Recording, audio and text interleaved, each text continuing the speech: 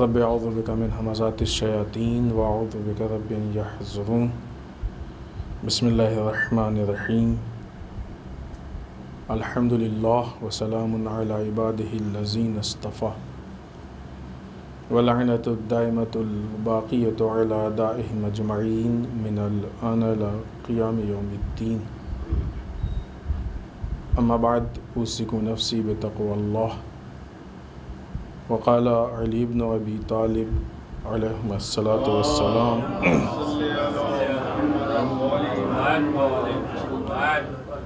والعفو زکوٰۃ الظفر۔ اس پہلے خطبے میں سب سے پہلے اپنے نفس اور آپ سب کو اللہ کے تقوی کی دعوت دیتے ہوئے، اس لیے کہ تقوی الہی انسان کو جب کچھ اس کی امید سے زیادہ مل جاتا ہے تب بھی کنٹرول کرتا ہے، اور جب کچھ امید کے خلاف یا اس سے کم ہوتا ہے تب بھی کنٹرول کرتا ہے۔ مثال کے طور پہ ایک انسان کو توقع کے خلاف کہیں سے جو اس کی امید تھی اس سے زیادہ دولت مل گئی، تو ایسے موقع پہ عموماً دیکھا جاتا ہے کہ لوگ بہک جاتے ہیں، اسراف کرتے ہیں، گناہ میں مبتلا ہونے لگتے ہیں۔ اگر انسان کے پاس تقویٰ ہوگا تو انسان اس کو کنٹرول کرے گا کہ نہیں، تمہیں اس لمٹ سے باہر نہیں جانا ہے، ان وادیوں میں نہیں جانا۔ مسئلہ صرف دولت کا نہیں ہے، انسان کی جو کیپیسٹی ہے، جو حیثیت ہے، اس سے بڑا عہدہ مل جاتا ہے تو تقویٰ کنٹرول کرتا ہے۔ انسان کی جو حیثیت ہے اس سے زیادہ اس کے اندر طاقت آ جاتی ہے تو کنٹرول کرتا ہے۔ بعض اوقات بلکہ اکثر جو اختلافات و فساد ہوتے ہیں اس کی بنیاد یہی ہے کہ جو انسان کے اندر طاقت ہوتی ہے اس کو سنبھالنے کی صلاحیت نہیں ہوتی اس کے اندر، لہذا اس کا وہ مس یوز کرتا ہے، غلط استعمال کرتا ہے۔ اسی طریقے سے کچھ چیزیں جب اس کی زندگی سے کم ہو جاتی ہیں، چاہے وہ دولت کے اعتبار سے ہو، عہدے کے اعتبار سے ہو، شہرت کے اعتبار سے ہو، کسی بھی اعتبار سے ہو، تو تقوی الہی یہاں پہ آ کے سہارا دیتا ہے کہ تو اللہ کا دیا ہوا تھا، لے لیا اللہ نے، کوئی فرق نہیں ہے، پھر بھی تمہارے پاس جو ہے وہ کم نہیں ہے، زیادہ ہے، لطف ہے اللہ کا، اللہ اس کی مرضی ہے، ہمارا کوئی ایسا نہیں کہ پہلے سے اللہ پہ حق ہے، کوئی ایسا ایگریمنٹ نہیں ہے اللہ سے نا کہ مثلا ہم کو مہینے میں چاہے جیسے بھی ہو اتنا اللہ دے گا، تو اب اس سے کم ہو جائے تو ہم ناراض ہو جائیں اللہ سے، ایسا تو کچھ نہیں ہے نا۔ کوشش کریں جو بھی ہوگا وہ بہتر ہوگا انشاءاللہ۔ اب اگر بالفرض اوپر نیچے ہو جاتا ہے تو انسان کوشش کرے سسٹم کو دیکھے، نہ یہ کہ بیٹھ کے وہ ان کاموں کو کرے جس سے کوئی فائدہ بھی نہیں ہے بلکہ نقصان ہے۔ لہٰذا جب انسان کی توقع سے کوئی چیز زیادہ، زندگی کے بہت اہم مراحل عموماً لوگوں کے سامنے پیش آتے ہیں، اور دین نام ہی اس کا ہے کہ جو انسان کی زندگی کو سنوارے، انسان کی زندگی کو صحیح طریقے سے آگے بڑھائے۔ لہٰذا جب انسان کے پاس امید سے زیادہ کچھ آ جائے تو وہ آپے سے باہر نہ ہو جائے، اور امید سے کم اگر کچھ ہو جائے یا کوئی چیز تھی وہ چلی جائے تو ایسی صورت میں اپنے ہوش حواس کو نہ کھو دے، بلکہ دونوں صورت میں اپنے اوپر کنٹرول رکھے۔ یہ کام تقوی پروردگار کے ذریعے بہت بہتر طریقے سے اور آسانی سے ہوتا ہے، اور در واقع یہی انسان کا، یہ بھی البتہ انسان کا امتحان ہے کہ ایسے حالت میں انسان کس حد تک اللہ کو اور اس کے نظام کو، اس کے سسٹم کو یاد رکھتا ہے۔ آئیے اس کے بعد امیر المومنین مولا متقیان حضرت علی ابن ابی طالب علیہ الصلاۃ والسلام کے کلمات قصار میں گفتگو چل رہی تھی، اور ایک کلمے میں امام نے چھوٹے چھوٹے بہت سارے جملے اور بہت ساری اخلاقی چیزیں ہم کو بتائیں، ان میں سے دو پہ ہماری گفتگو ہو چکی ہے۔ تیسرا جملہ اس میں جو مولا ارشاد فرماتے ہیں والعفو زکوٰۃ الظفر، معاف کر دینا، کسی کو بخش دینا، یہ کامیابی کی زکوٰۃ ہے۔ کبھی کبھی ایسا ہوتا ہے کہ البتہ پہلے یہ عرض کر دیں کہ اللہ انسان کو کچھ نہ کچھ بخشتا ہے، عطا کرتا ہے۔ اب یہ انسان کو سمجھنے کی ضرورت ہے کہ ہم کو اللہ سب کچھ جو کچھ بھی ہے وہ اللہ کی طرف سے ہے۔ انسان زندگی، ایک ایک سانس، دولت، عزت، جو بھی ہے وہ اللہ کی طرف سے۔ تب انسان کو یہ سمجھنے کی ضرورت ہے کہ اللہ ہم کو کس حد تک اور کیا اور کتنا عطا کر رہا ہے۔ جو بھی اللہ انسان کو عطا کرتا ہے اس کی زکوٰۃ ہے۔ یہ فقہی مسئلہ نہیں ہے، فقہی مسئلہ وہ کچھ مخصوص چیزیں ہیں، لسٹ ہیں، ان کی زکوٰۃ ہے، اس کا نصاب ہے۔ یہ فقہی مسئلے سے ہٹ کے اخلاقی اعتبار سے یا دین کے ایک بنیادی چیز کے اعتبار سے کہ جو بھی انسان کو اللہ عطا کرتا ہے اس کی زکوٰۃ ہے۔ یعنی کیا مطلب؟ کہ جو انسان کو فائدہ پہنچا ہے وہ فائدہ دوسروں تک پہنچائے۔ ایک زکوٰۃ کا طریقہ اور بلکہ اس کا جو آؤٹ پٹ ہے وہ یہی ہے کہ جو مالی زکوٰۃ ہے، جو نصاب والی زکوٰۃ ہے، اس کا بھی یہی فلسفہ ہے کہ انسان کو مال ملا، انسان کو مثلاً اس کے ہاں جانور ہیں، فلاں ہیں، غلہ ہوا اتنا، تبھی کیا کرے؟ اکیلے کھا لے؟ نہیں، یہ اللہ نے اس کو نعمت عطا کی ہے تو اس میں سے دوسروں کو بھی فائدہ پہنچائے، دوسروں تک بھی۔ یہ انسان کی عادت ہونی چاہیے۔ یہ اہل بیت اطہار علیہم الصلوۃ والسلام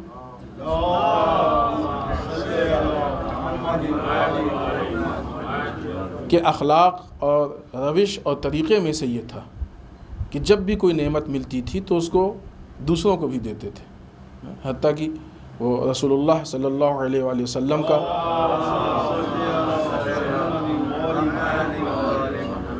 مشہور واقعہ ہے کہ آپ نے قربانی کی اور تھوڑا سا صرف گوشت بچایا اپنے لیے، باقی سب تقسیم کر دیا۔ تو ازواج میں سے ایک نے کہا کہ یا رسول اللہ یہ تو کچھ بچا ہی نہیں، اتنا ہی سا بچا ہے صرف، باقی سب چلا گیا۔ تو کہا کہ نہیں، وہ جو گیا ہے وہ بچا ہے، یہ نہیں بچا۔ یہ اہل بیت کی فکر ہے، یہ اہل بیت کی فکر کو ہمیں اپنانا چاہیے۔ تو جو بھی اللہ کی طرف سے نعمت انسان کو ملے تو انسان یہ فرض کرے کہ اس میں دوسروں کا بھی حق ہے، دوسروں کا بھی حصہ ہے، وہ دوسروں تک پہنچنی چاہیے۔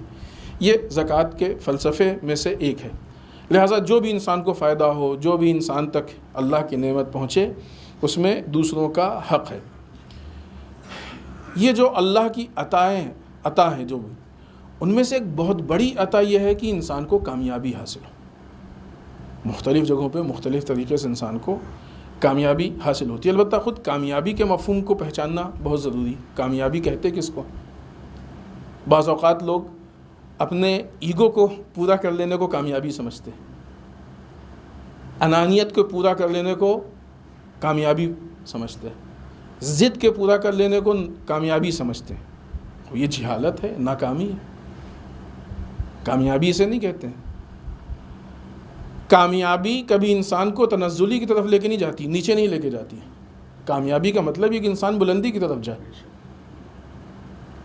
ہاں، ایک پاور تھا اس کے پاس کہ اس نے اس پاور کی بنیاد پہ اپنی ضد پوری کی۔ طاقت، کوئی بھی چیز تھی اس کے پاس، دولت، عہدہ، اس نے اس کو مس یوز کیا اور اپنی ضد پوری کی، اپنے ایگو کو پورا کیا۔ تو در واقع یہ جو بھی پاور تھا، جو بھی چیز تھی، اس کا مس یوز ہے، غلط استعمال ہے، کفران نعمت ہے۔ اس پاور کا، اس چیز کا کفران نعمت ہے، شکران نعمت نہیں ہے۔ تو اس کو کامیابی نہیں کہتے کہ ہم فلاں چیز چاہتے تھے، ہماری بہت تمنا تھی فلاں، معلوم وہ چیز ہی حرام تھی، وہ کام ہی حرام تھا۔ ہم نہیں مثال دینا چاہتے ہیں، بہت سے حرام کام ہیں، انسان کے دلوں میں تمنا ہوتی ہے کاش ہم وہ کر لیں، غلط تمنا ہے، تمنا بھی صحیح نہیں ہے۔ پھر جب انسان کی وہ تمنا پوری ہو جاتی ہے تو ایسی صورت میں پھر وہ سمجھتا ہے ہم کامیاب ہو گئے۔ بعض تمنائیں تو غلط نہیں ہوتی ہیں، صحیح ہوتی ہیں، لیکن راستہ غلط ہوتا ہے۔ کوئی چیز ایسی ہے کہ جس کے لیے انسان کی حیثیت نہیں ہے لیکن چاہتا ہے کہ لے لے، تو کیا کرے گا؟ ظاہر ہے کہ وہ مال حرام طریقے سے آتا ہے، یہ راستہ غلط ہے۔ تو بہرحال کامیابی کا مطلب یہ نہیں ہے کہ انسان کی جو اپنی انانیت ہے، جو ایگو ہے، جو ضد ہے، وہ پوری ہو جائے۔ کامیابی کا مطلب یہ ہے کہ نظام اسلام جو ایک زندگی گزارنے کا نظام ہے، اس نظام پہ انسان چلے اور جو اللہ کی بتائے ہوئے اہداف و مقاصد ہیں ان تک اپنے آپ کو پہنچا لے۔ ہمارے یہاں عام طور سے کامیابی کا مطلب کہ اگر سامنے والے نے طاقت کا استعمال زیادہ کر دیا تو وہ کامیاب ہے۔ مولا کائنات کو جب ضربت لگی تو مولا نے کہا فزت ورب الکعبہ۔ مرحب، یہ خطابت میں پڑھا جاتا ہے، لفاظی بھی ہوتی ہے، اس کو سمجھنے کی بھی ضرورت ہے، اچھی چیز ہے، لیکن اس پہ غور و فکر کی ضرورت ہے۔ مرحب کو قتل کیا، ہنتر کو قتل کیا، بڑی بڑی جنگیں سر کی، بڑے بڑے میدان سر کیے، مولا کے نام سے آپ کی شجاعت کا لوگ لوہا مانتے تھے، لیکن اس موقع پہ نہیں۔ کیا ہوا؟ مولا کی نگاہ میں کیا ہے کامیابی؟ اپنے نفس کو پاکیزگی کے ساتھ جیسا اللہ سے ملا تھا ویسا واپس اللہ کو دے دیا۔ یہ کامیابی، یہ فائنل کامیابی ہے مولا کائنات کی۔ خوب اس راستے میں چھوٹی چھوٹی کامیابیاں ہوتی ہیں کہ جو اس کو پورا کرتی ہیں۔ تو یہ خود کامیابی کا مفہوم ایک بہت اہم مفہوم ہے جس کو ہمیں سمجھنے کی ضرورت ہے، اور اگر انسان سمجھ لے تو بہت سارے فساد خود ہی ختم ہو جائیں گے، کیونکہ انسان کئی مرتبہ ایسا ہوتا ہے کہ اپنی بربادی کو کامیابی سمجھتا ہے۔ مثلا کسی کے اوپر ظلم کیا تو ظاہر ہے پاور کا استعمال کیا، انسان کو لگتا ہے ہم کامیاب ہو گئے۔ خوب ظلم کرنے والا کامیاب کہاں سے ہو سکتا ہے؟ ظلم تم کو بربادی کی طرف لے کے جا رہا ہے۔ فوری طور پہ اگر اس کا نتیجہ نہیں ہے تو آنے والے وقت میں ہے، لیکن ہے نتیجہ اس کا۔ اسی دنیا آخرت میں تو ہے اپنی جگہ پہ، دنیا میں بھی ہے۔ لہٰذا خود کامیابی کا مفہوم ابھی اس سے زیادہ ہم اس پہ گفتگو نہیں کر سکتے، اگرچہ یہ تفصیلی چیز ہے۔ تو خود یہ طے ہونا چاہیے کہ کامیابی کہتے کس کو ہے۔ جب کامیابی انسان کو حاصل ہو جائے تو کوئی بھی اس طرح کا وہ ہو، تو ایسی صورت میں انسان کسی پہ غالب آ گیا، کسی کے مقابلے میں کامیاب ہو گیا، کسی اختلافات ہیں، کچھ ہیں، تو جو سامنے والا ہے اس کو معاف کر دے، یہ کامیابی کی زکوٰۃ ہے۔ در واقع یہ انسان کو مزید آگے کی کامیابی تک پہنچاتا ہے، لیکن دوسری طرف سے یہ بھی ہے، بارہا اس بات کو ذکر بھی کیا گیا ہے کہ معاف کرنے کا مطلب یہ ایک الگ موضوع ہے۔ کامیابی پہ بھی ایک الگ موضوع تھا، ہم نے بہت زیادہ تفصیلی گفتگو نہیں کی۔ خوب یہ معاف کرنے کے شرائط و حالات وہ بھی ایک الگ موضوع ہے، صرف کچھ جملے عرض کریں تاکہ بات مکمل ہو۔ معاف کرنے کا مطلب یہ نہیں ہے کہ انسان کو اتنا معاف کرے کہ اس کے اندر جسارت پیدا ہو جائے، ظلم کرنے کی عادت ہو جائے، ظلم کو اپنا حق سمجھنے لگے، اتنا بھی معاف نہیں۔ خوب اتنا معاف، لیکن یہ انسان کے ظرف کا فرق ہوتا ہے۔ اگر انسان واقعی اعلیٰ ظرف ہے، اچھے مزاج کا ہے، سمجھدار ہے، معرفت ہے، تو اس سے اگر غلطی ہو جائے اور سامنے والا معاف کر دے تو وہ خود بخود شرمندہ ہو جاتا ہے اور وہ اپنے اصلاح کی کوشش کرتا ہے۔ جو لوگ سرکش قسم کے ہوتے ہیں ان کو اگر معاف کر دیں تو پھر وہ ان کی سرکشی میں اضافہ ہوتا ہے۔ لہٰذا ایسی جگہ پہ معاف کرنے سے نہ یہ کہ کوئی فائدہ نہیں ہے بلکہ نقصان ہے معاشرے کا، کہ اس کی عادت نہ بن جائے۔ حکمت نمبر 11 میں یہ بات ہو چکی ہے۔ امام فرماتے ہیں کہ اذا قدرت علی عدوک فاجعل العفو عنہ شکرا لقدرت علیہ۔ جب تم اپنے دشمن پہ قدرت حاصل کر لو، کنٹرول پا لو، تو جو تم یہ اس پہ جیتے ہو، فتح پائے ہو، کامیاب ہوئے ہو، کنٹرول پائے ہو، اس کے شکر کے طور پہ تم اس کو معاف کر دو۔ اور زکوٰۃ در واقع ایک طرح کا شکر ہے۔ شکر کے لیے یہ وعدہ ہے کہ اگر تم کسی چیز کا شکر ادا کرو گے تو ہم اس میں اضافہ کریں گے، کفران نعمت کرو گے تو تمہارے لیے عذاب۔ لہٰذا اگر انسان، ظاہر سی بات ہے بھی ہے، اس طرح کی جو کامیابی ہوتی ہے طاقت سے، پاور سے، دولت سے، مال سے، عزت سے، شہرت سے، ان ساری چیزوں سے ہوتی ہے۔ اب اگر انسان ان ساری چیزوں کو غلط چیز میں استعمال کرے گا، غلط راستے میں استعمال کرے گا، کسی پہ ظلم کرے گا، اس کے حق کو ضائع کرے گا، اس کے حق کو چھینے گا، تو اللہ کی طرف سے اس کے لیے عذاب ہے۔ اور یہ اس کی غفلت ہے کہ وہ اس عذاب کو سمجھ نہیں پا رہا ہے. ہوتا ہے بہت سے موقع پہ انسان عذاب میں مبتلا ہوتا ہے لیکن اس کو سمجھ میں نہیں آتا ہے. لیکن اگر یہی انسان اپنی ان ساری جو بھی توانائی ہے، طاقت ہے، جو بھی اللہ نے اس کو عطا کیا ہے، اس کا صحیح استعمال کرے تو اللہ کا وعدہ ہے کہ ہم تمہاری اس نعمت میں اضافہ کریں گے. تو اس طاقت میں اضافہ ہوگا، جو اس کے اندر پاور ہے، جو صلاحیت ہے، اس میں اضافہ ہوگا. لہٰذا یہ زکوٰۃ، یہ جو جس کی یہاں پہ گفتگو چل رہی ہے، یعنی شکر کے طور پہ، خود یہ اس معنی میں ہے کہ جب انسان، کیونکہ بعض اوقات سخت ہوتا ہے انسان کے لیے، لیکن حقیقی موقع پہ معاف کرنا وہی ہے کہ جب کسی سے بدلہ لے سکتا ہو اور نہ لے. یہ انسان کا کمال ہے، اسے کہتے ہیں اپنے نفس پہ اس نے کنٹرول کیا. بعض جگہوں پہ ہے کہ نہیں ہم کچھ کر ہی نہیں سکتے، اس کے بعد کہہ دیا معاف کر دیا. خود اس یہاں پہ تو ہمارے ہاتھ میں کچھ ہے ہی نہیں، تو کیا معاف کریں گے. لیکن نہیں، کر سکتے ہیں، کہہ سکتے ہیں، بدل سب کچھ کر سکتے ہیں، لیکن نہیں کر رہے. یہ صحیح معنوں میں انسان کا معاف کرنا ہے. یہ جب طاقت ہونے کے بعد انسان معاف کر رہا ہے تو انسان اب اللہ اس طاقت میں اضافہ کرے گا، اس کے عوض میں اس کو نعمتیں. اور یہ واقعی سخت ہے. انسان اپنے دل پہ کنٹرول کرتا ہے، اپنے خواہشات پہ، اپنے ارادوں پہ کنٹرول کرتا ہے. سب کا دل تو یہی چاہتا ہے نا کہ ایسا ہوا ہے تو لاؤ بدلہ لے لیں، لیکن اپنوں پر کنٹرول کرتا ہے کہ نہیں چھوڑو. مصلحت اس میں نہیں ہے، مصلحت اس میں ہے کہ اس کو معاف کر دیا جائے. لہٰذا یہ انسان کا کمال ہے.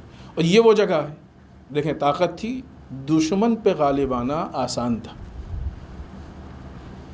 اپنے نفس پہ غالب آنا مشکل تھا. لہٰذا کون بڑا ہوا، جو دشمن پہ غالب آیا ہے یا جو اپنے اوپر غالب آیا ہے؟ یہ زیادہ سخت تھا نا. عموماً ظلم یا زیادتی ہوتی ہی اسی لیے ہے کہ انسان اپنے اوپر نہیں غالب آ پاتا ہے، دوسرے پہ غالب آنے کی کوشش کرتا ہے.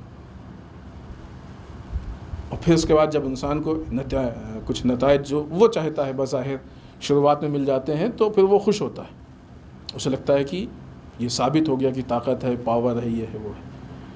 لیکن صحیح معنوں میں اللہ کی طرف سے اس کا وہ پاور، اس کی وہ طاقت آہستہ آہستہ کم اور ختم ہوتی جاتی ہے. لہذا نتیجے میں وہ اس مقام پہ پہنچتا ہے، اس جگہ پہ پہنچتا ہے کہ جس کی اس کو توقع نہیں ہوتی ہے. یہ ظلم، زیادتی، ان ساری چیزوں کے لیے یہ چیز بہت واضح ہے اور روایات میں مختلف انداز سے اس کو بیان کیا گیا. لہٰذا خب یہ ایک پوائنٹ ہے کہ در واقع یہ جو پوائنٹ مولانا نے بیان کیے ہیں انسان کی اخلاقی زندگی سے، لیکن اخلاقی زندگی کے وہ پوائنٹ ہے کہ جو عام طور سے ہماری پریکٹیکل لائف میں ہے، عملی زندگی میں، اور بہت زیادہ عملی زندگی میں رائج ہے. لہٰذا اگر ہم ان پوائنٹس یا ان باتوں کی رعایت کریں تو یقیناً یہ چیزیں ہم کو کامیابی کی طرف لے جائیں گی، اور اس کے نتیجے میں ایک بہترین معاشرہ بنے گا. جو ہمارا سماج، جس سماج میں ہم زندگی گزار رہے ہیں، اگر ان چیزوں کی رعایت کریں، ہم سب مل کے ان چیزوں کی رعایت کریں تو ایک بہترین سماج ہوگا. فساد نہیں ہوگا، اس میں اختلافات نہیں ہوں گے، بہت سی چیزیں ہیں جو جرائم ہیں اس میں نہیں ہوں گے. بسم اللہ الرحمن الرحیم. انا اعطیناک الکوثر فصل لربک وانحر ان شانئک هو الابتر.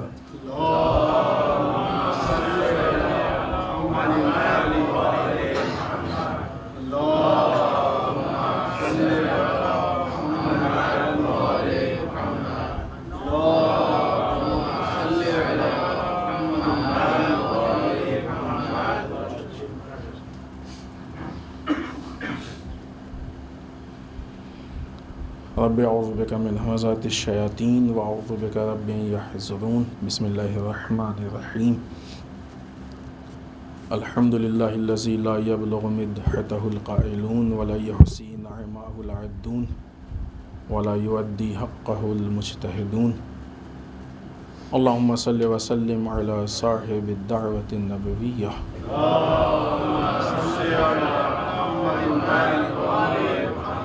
وصولة الحیدریہ.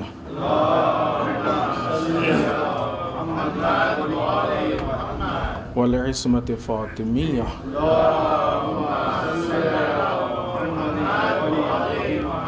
والحلم الحسنیہ.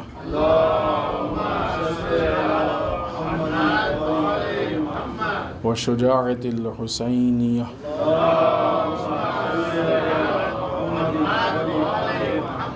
والعبادة السجادية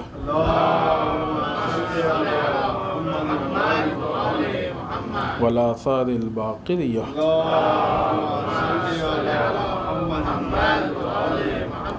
والمآثر الجعفرية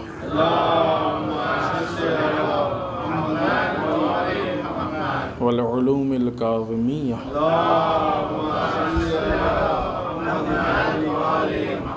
ورضاء رضوية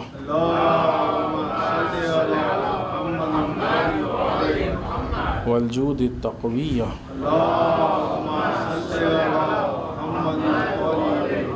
والنقاوة النقوية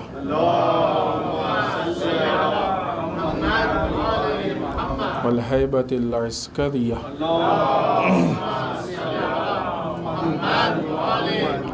والغيبة الإلهية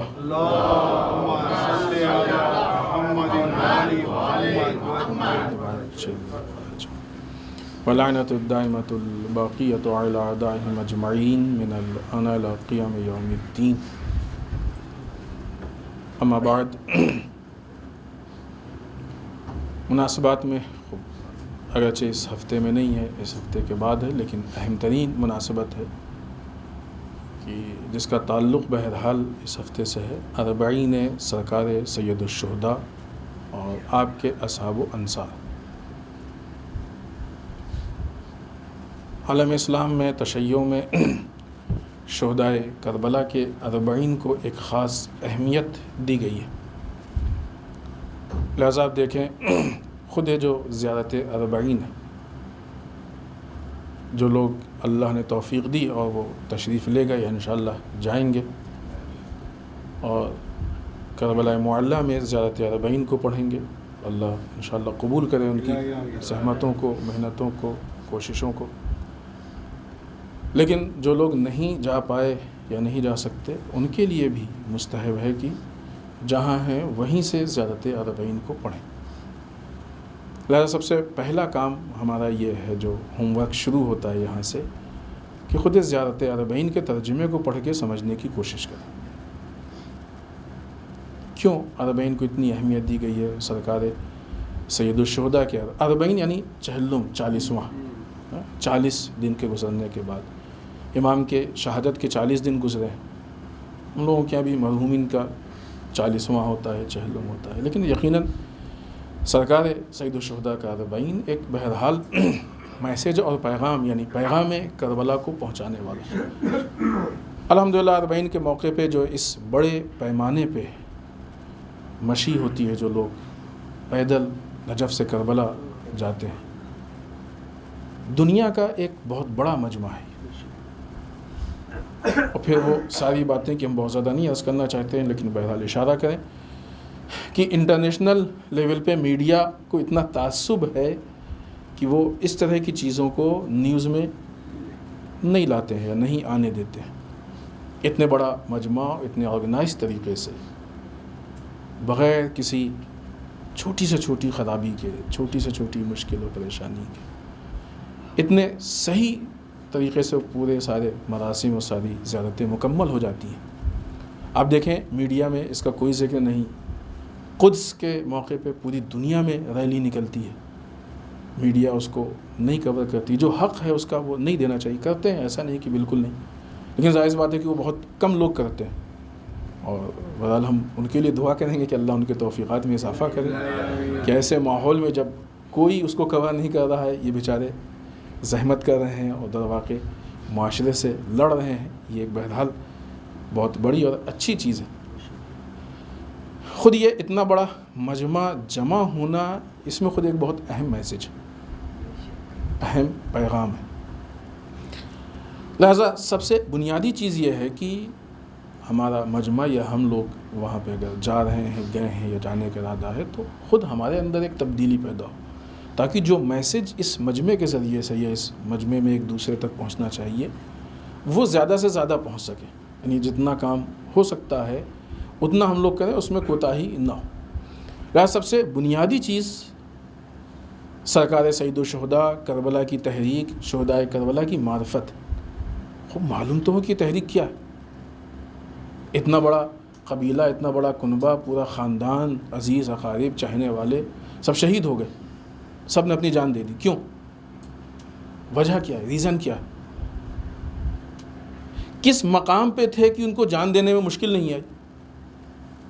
آج ہوتا ہے کہ انسان سے کوئی چھوٹی سی بھی چیز مانگ لیجئے تو وہ پریشان ہو جاتا ہے، دیں نہ دیں 4 مرتبہ سوچتا ہے، اور کتنے تو پھر فیصلہ بھی نہیں لے پاتے۔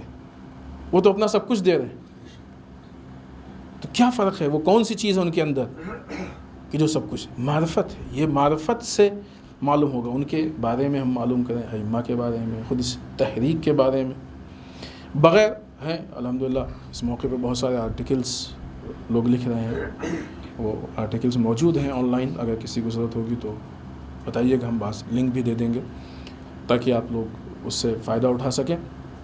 تو میٹر کی اور معلومات کی کمی نہیں ہے، لیکن مشکل مسئلہ یہ ہے کہ ہمارے اندر یہ توفیق ہو کہ ہم ان چیزوں کو پڑھ کے، اور یہاں موقع نہیں کہ ان ساری چیزوں کو بیان کیا جائے، کئی گھنٹے کی گفتگو ہے وہ، تو ان چیزوں کو معلوم کریں کہ یہ تحریک ہم کو لے کہاں جا رہی ہے۔ اور سب سے بڑی یہ چیز کہ یہ جو تحریک ہمارے سامنے پیش آئی ہے، کن لوگوں نے کی، کیوں کی، کن حالات میں کی، ان کے حالات کیسے تھے، ان ساری چیزوں کے نتیجے میں ہماری کیا ذمہ داری؟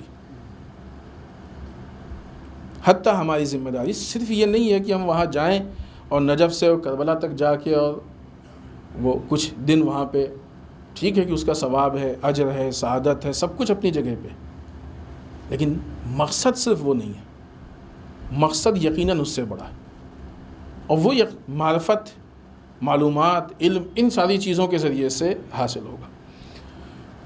کچھ بنیادی اصول ہیں، کسی بھی مجمع کے بنیادی اصول ہیں۔ اسلام میں انسانی حقوق یا اجتماعی زندگی جب ہم گزارتے ہیں، کہیں بھی اجتماع میں جاتے ہیں تو اس کے کچھ اصول ہیں، ہر جگہ کے، یہاں پہ بھی ہم لوگ آئیں تو اصول ہیں، بغیر اصول کے ہم نہیں بیٹھ سکتے، اور جب تک ہم اصول کی رعایت نہیں کریں گے اس وقت تک پھر ایک اچھا اجتماع، اچھا مجمع نہیں ہوگا۔ ہو سکتا ہے دوسرے کے حقوق ضائع ہو جائیں، مثلا خود نماز کے لیے اصول ہے کہ جو آ کے بیٹھ گیا اس کی جگہ ہو گئی، اب کوئی دوسرا اس کو اٹھا نہیں سکتا ہے کہ نہیں، ایک بنیادی اصول ہے نماز کی صف کے لیے۔ تو بہرحال ہر چیز کے، تو وہاں بھی انسان جا رہا ہے تو کچھ بنیادی اصول ہیں، وہ اتنی دور جا رہا ہے، اتنے عظیم ہدف و مقصد کے تحت جا رہا ہے، اتنے عظیم مقام پہ جا رہا ہے، لہٰذا اس کے بھی کچھ بنیادی اصول ہیں، اخلاقی اصول ہیں، کچھ مذہبی اصول ہیں۔ اب جیسے ہم نے وہاں معرفت کے لیے کہا، ویسے یہاں پہ بھی یہ بھی تفصیلی گفتگو ہے کہ انسان وہاں جا رہا ہے تو وہ جو بھی ہمارے اخلاقی اور مذہبی ہماری ذمہ داریاں ہیں وہ کیا ہیں، وہ انسان کو معلوم ہونی چاہیے، ان ذمہ داریوں کو پورا کرے۔ اگر ان ذمہ داریوں کو پورا نہیں کرے گا تو پھر بھی وہ اتنا بڑا مجمع ہوگا، لیکن جو اس کا آؤٹ پٹ ہونا چاہیے وہ نہیں ہو پائے گا۔ ہوگا، اتنا بڑا مجمع جمع ہوا، خود یہ میسج بہت بڑی چیز ہے، لیکن اس کا میسج اس سے زیادہ ہو سکتا ہے، تو وہ جو کمال والا میسج ہے، انتہائی میسج ہے، وہاں تک شاید نہ پہنچ پائے۔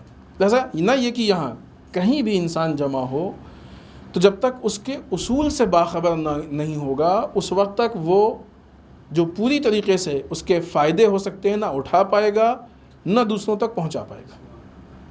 اس کو معلوم ہونا چاہیے کہ کیا، مجلس میں بھی ہم جاتے ہیں تو ہمیں معلوم ہونا چاہیے، نماز جماعت میں بھی جاتے ہیں تو ہمیں معلوم ہونا چاہیے کہ اس کے اصول کیا ہیں، کیا طریقہ ہے، کس طریقے سے ہم اس سے فائدہ اٹھا سکتے ہیں، کیسے ہم اس سے زیادہ سے زیادہ فائدہ دوسروں تک پہنچا سکتے ہیں۔ لہٰذا ظاہر ہے وہاں پہ اتنا بڑا مجمع ہے اور عظیم ترین سرزمین پہ، شاید یہی وجہ ہے کہ حج کے موقع پہ زائونزم نے، اسرائیل نے ان اہداف کو ختم کرنے کی کوشش کی ہے تاکہ حج مفید نہ رہے۔ اتنا بڑا مجمع جمع ہوتا ہے لیکن جو اس کے اہداف ہیں، فلسفے، وہ نہیں پورے ہوتے، جاتے ہیں اور ایسے ہی لوٹ کے آ جاتے ہیں، کوئی بہت زیادہ فرق نہیں ہوتا ہے۔ لیکن کربلا کے مجمع میں بہت سارے دوسرے فرق ہیں اور الحمدللہ ذکر بھی ہوتے ہیں، واقعی حقیقت ہے۔ ایک فرق یہ ہے کہ کربلا کا مجمع، جو کربلا کے حالات ہیں، اس کو کسی اسرائیل نے خریدا نہیں ہے ابھی تک، آزاد ہیں ہم، لہٰذا ہم وہاں پہ اپنے اہداف کو زیادہ سے زیادہ پورا کر سکتے ہیں۔ اور پھر اس کے بعد وہ ہمارے لیے نمونہ بنے کہ ہماری جو چھوٹی چھوٹی مجلسیں ہوتی ہیں، جو جلوس ہوتے ہیں، ان میں بھی ان اہداف کو ہم پورا کرنے کی کوشش کریں۔ اس کی بہرحال چھپانے کے باوجود جو خبر لوگوں تک پہنچی ہے تو لوگوں کے لیے ایک تعجب ہے، ایک بہت بڑی چیز ہے کہ اتنا بڑا مجمع جمع ہوتا ہے، اتنی آسانی سے سب کچھ مینیج ہو جاتا ہے، مشکل نہیں۔ اور ایک چیز اور اگر آپ دھیان دیں تو ہر سال 40 کے آس پاس کچھ ایسے حالات پیدا ہوتے ہیں کہ جس کی وجہ سے یہ مجمع ٹوٹ جائے، لیکن بہرحال واقعی ہمارا سلام ہے ان منتظمین پہ اور ان افراد پہ کہ جن کی گائیڈنس میں یہ ساری چیزیں ہو رہی ہیں، وہ اس کو بہت حسن و خوبی کے ساتھ فیس کر لیتے ہیں اور معاملات کو حل کر لیتے ہیں، اور پھر اسی طریقے سے جیسے ہونا ہوتا ہے بلکہ اس سے بہتر یہ مجمع جمع ہوتا ہے اور وہ ساری چیزیں انجام پاتی ہیں۔ ایران سے اہل سنت برادران 40 حسین میں شرکت کرنے کے لیے جا رہے ہیں، اور ایک یہ نہیں کہ مثلا ایک آدھ دو لوگ، کچھ لوگ، ایک مکمل قافلہ جا رہا ہے۔ لہٰذا اگر آپ دیکھیں تو بہت الگ الگ گروہ، الگ الگ لوگ جو انہوں نے اپنا نام محبین آل رسول صلی اللہ علیہ وآلہ وسلم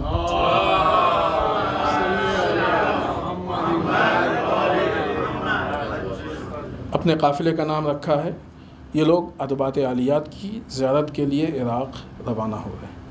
ظاہر یہ فضا اچھی فضا ہے، یہ ہونی چاہیے، کیونکہ جو لوگ بھی وہاں پہ، جو شخصیات، جو بزرگان دفن ہیں، وہ کوئی بھی ایسا نہیں ہے کہ جو اسلام کے دائرے سے باہر۔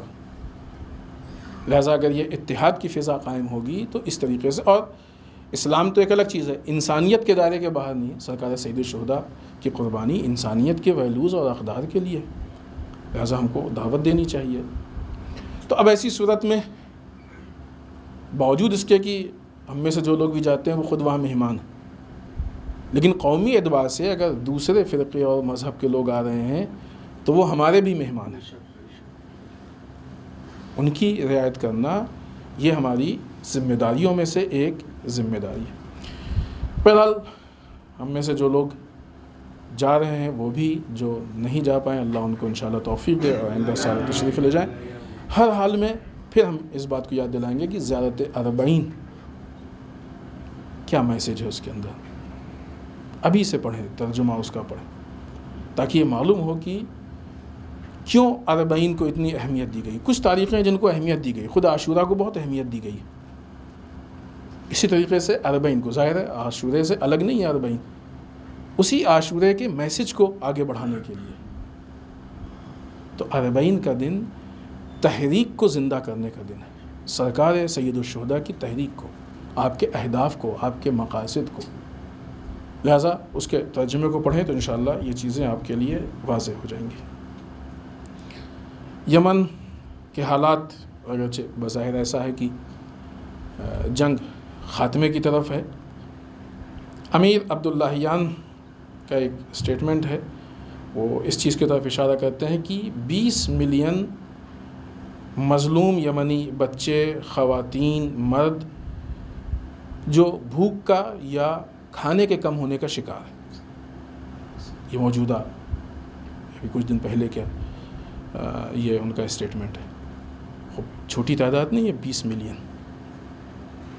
اور اگر بھوک کا شکار ہیں اور کھانے کے کم ہونے کا شکار ہیں تو یہ ایک بہت بیسک ضروریات میں سے، بنیادی ضروریات میں سے۔ اور جو لوگ بھوک کا اور کھانے کی قلت کا، کمی کا شکار ہیں، تو ظاہر ہے پھر دوسرے وسائل ان کے ہاں کیا ہوں گے، دوسری چیزوں کے لیے تو کوئی بات کی بھی نہیں جا سکتی ہے۔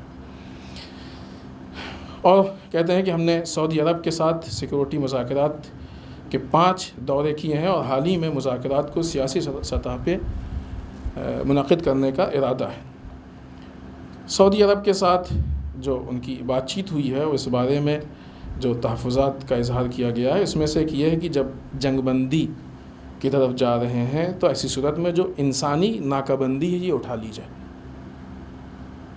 کیونکہ اس کا اثر پڑ رہا ہے۔ یمن میں جو باہر سے خوراک یعنی کھانے پینے کی چیزیں، جو دوائیں، میڈیسنس وغیرہ یا میڈیکل سے متعلق جو چیزیں ہیں وہ آ رہی ہیں، وہ ایسے ہی ہے کہ مثلا ایک ایک قطرہ، ایک ایک ڈراپ، جس کی مقدار انسانی یا اسلامی اخلاقیات سے بہت دور ہے۔ یعنی جو اخلاقی تقاضے ہیں وہ بھی نہیں پورا کر پا رہے. عجیب بات ہے کہ کیسا ظلم ہے. یعنی یہ وہ ظلم ہے کہ جو عام انسان پہ اسلام، ظاہر سی بات ہے کہ سعودیہ مرکز ہے، ظاہری طور پہ مسلمانوں کے اپنا سمجھتا ہے، اپنے آپ کو کہتا ہے، منوانے کی کوشش کرتا ہے، حج ہے اس کے ہاں، خانہ کعبہ ہے، سب کچھ.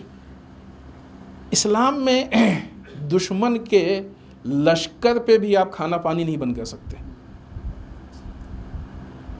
عوام ایک الگ چیز ہے. جنگوں میں لشکر کے ساتھ الگ سلوک ہوتا ہے، عوام کے ساتھ الگ سلوک ہوتا ہے. عوام میں بھی جوانوں کے ساتھ الگ سلوک ہوتا ہے، بوڑھے، بچے اور عورتوں کے ساتھ الگ سلوک ہوتا ہے. کون سا اسلام ہے، کون سی انسانیت ہے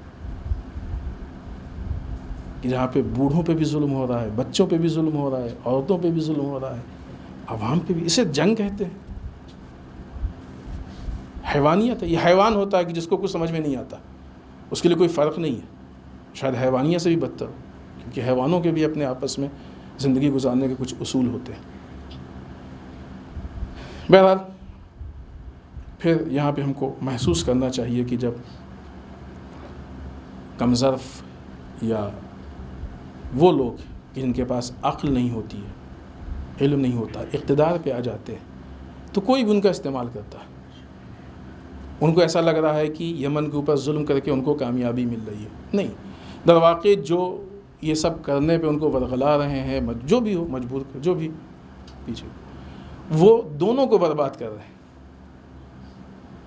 لیکن ان چیزوں کو سمجھنے کے لیے عقل و علم کی ضرورت ہے.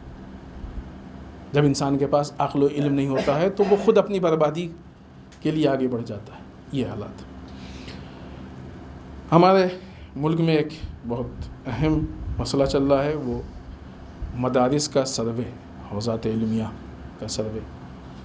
اور سروے میں یہ مثلا معلوم کرنا کہ کیسے چل رہا ہے، کیا اس کو پڑھایا جا رہا ہے، انکم کہاں سے ہے، وغیرہ وغیرہ، بہت ساری چیزیں. ظاہر ہے کہ وہ عنوان کے اعتبار سے بہت اچھی چیز ہے کہ سروے ہو تاکہ معلوم ہو کیا ہے. لیکن جو نتائج ہیں وہ بہت صحیح نہیں دکھ رہے ہیں. اس کی بہت بڑی وجہ یہ ہے کہ اگر صرف اس لیے ہے کہ اصلاح کی جائے سب کچھ، تو جتنے مذاہب کے ادارے ہیں سب کا ہونا چاہیے، صرف مدرسوں کا کیوں؟ اور ابھی تک جو مدرسے چل رہے ہیں، کیا ایسی پرابلم سامنے آئی؟ ٹھیک ہے کہ یہ الزام لگایا جاتا ہے، بہت دنوں سے لگایا جا رہا ہے کہ مدرسے میں آتنکوادی پلتے ہیں، فلاں پلتے ہیں، فلاں پلتے ہیں. لیکن کسی ایک کو دکھائیں. ہاں، ہندوستان کی آزادی کی جنگ میں شرکت کرنے والے تو آپ کو مل جائیں گے کہ جو مدرسے کے پڑھے ہوئے ہیں. لیکن کوئی آپ کو مدرسے کا پڑھا ہوا، دوسرے ہاں فوٹو ہیں کہ جہاں پہ بچے الگ ٹریننگ کے نام پہ وہی فکر جسے کہتے ہیں RSS کی، کہ وہ اسلحوں کے ساتھ اور فلاں کے ساتھ اور فلاں کے ساتھ. تو ہمیں لگتا ہے کہ شاید وہاں کا سروے زیادہ ضروری تھا. حقیقت حال شاید یہ ہے کہ ہماری حکومت کو اپنی ذمہ داریاں ہی نہیں معلوم ہیں. ایجوکیشن پہ کام نہیں کر پا رہی ہے، روڈ پہ کام نہیں کر پا رہی ہے، لوگوں کی روزگار پہ کام نہیں کر پا رہی ہے، مہنگائی پہ کنٹرول نہیں کر. جو ان کے کام ہیں، آپ اپنے کام کیجئے. ان چیزوں میں بڑھ رہے ہیں کہ جو بہت زیادہ ان کے دائرے میں نہیں آتا ہے، اور یا ایک صحیح طریقے سے، یا یوں کہا جائے کہ ایک صحیح جہت کی طرف ملک کو لے کے نہیں جاتا ہے. اس سے